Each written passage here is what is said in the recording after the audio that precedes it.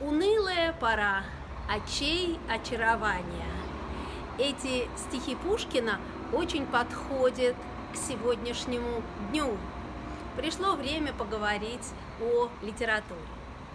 Для этого мы приехали в такое интересное очень место в Подмосковье, которое называется Переделкино. Это уже не деревня, раньше здесь были деревни. Это еще не город, хотя дома из района Новопеределкино, высокие дома, где живут москвичи, уже совсем рядом. Это особое место, поэтому я хочу вам рассказать и показать вам, что можно здесь посмотреть. Переделкино – это история русской литературы XX века, литературы советского периода. И началась она, как можно понять, в советское время, в 30-е годы. Классик советской литературы Максим Горький, который в это время вернулся в Советский Союз, это ему принадлежала идея выделить для писателей дачи, где они могли бы спокойно в тишине работать. И легенда рассказывает, что Горький в каком-то разговоре высказал эту свою идею.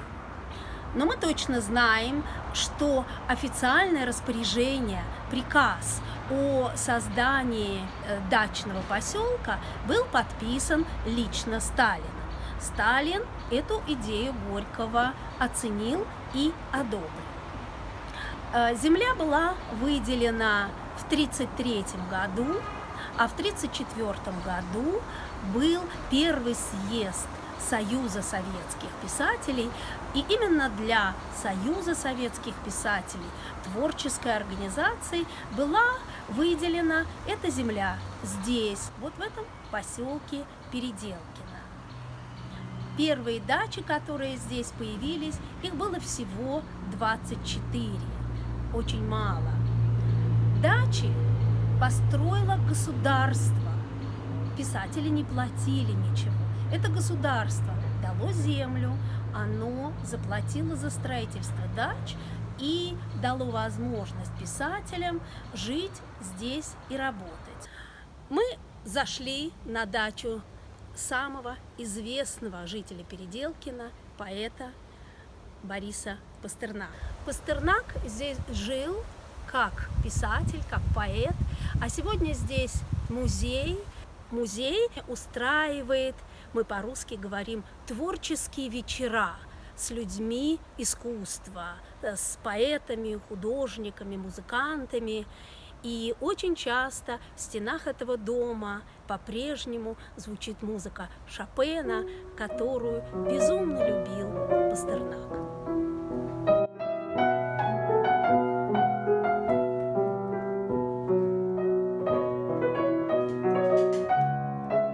Он необыкновенно любил это место, и именно в этом доме был написан его самый известный роман «Доктор Живаго». Кабинет Пастернака вы видите на втором этаже. Его окна выходили тогда на поле, и была видна церковь с другой стороны поля. Пастернак необыкновенно тонко чувствовал природу. Он чувствовал себя частью природы, поэтому каждое время года, весну и осень, он воспевал в стихах. Но он не только писал стихи, он еще любил работать на земле и своими руками прикасаться к земле. Сад на территории дачи Пастернака сохранился до сих пор.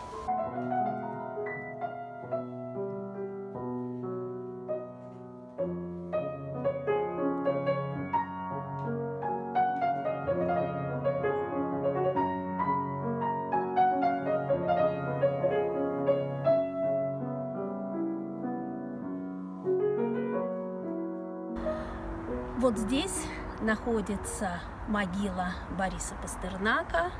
Сюда его принесли после смерти 30 мая 1960 года. Это место, где две сосны Пастернак видел из окна своего кабинета, и он сам просил похоронить его именно здесь. И сегодня люди приходят сюда, продолжают приходить сюда и в день рождения поэта, в день смерти. Его знают, любят, помнят, уважают. Одним из первых жителей нового поселка советских писателей Переделкино был Корней Чуковский. Около своего дома на свои деньги он открыл в середине 60-х годов библиотеку. И традиция устраивать тоже вечера для детей, какие-то интересные мероприятия, где дети могли рисовать, петь, разговаривать, читать, эта традиция сохранилась и до сегодняшнего дня. Во дворе дома, где жил Чуковский, можно увидеть очень оригинальное дерево. На нем висит детская обувь, маленькие туфельки, маленькие сапожки. Это дерево отсылает нас к стихам Чуковского, который называется «Чудо-дерево». Чуковский, как и Пастернак, жил в Переделкине очень-очень долго до своей смерти. И в гости к нему сюда, домой, на дачу приезжали и приходили очень многие знаменитые люди. И уже в поздний советский период на даче Чуковского несколько месяцев жил Александр Солженицын, фамилия которого, я думаю, тоже всем известна. В числе адресов, мимо которых нельзя пройти, когда гуляешь по дорогам Переделкинского поселка, это дача по улице Серафимовича, дом 7. Именно здесь, в этом доме, остановился поэт Константин Симонов, и в июне 1941 года именно здесь написал свое знаменитое стихотворение «Жди меня».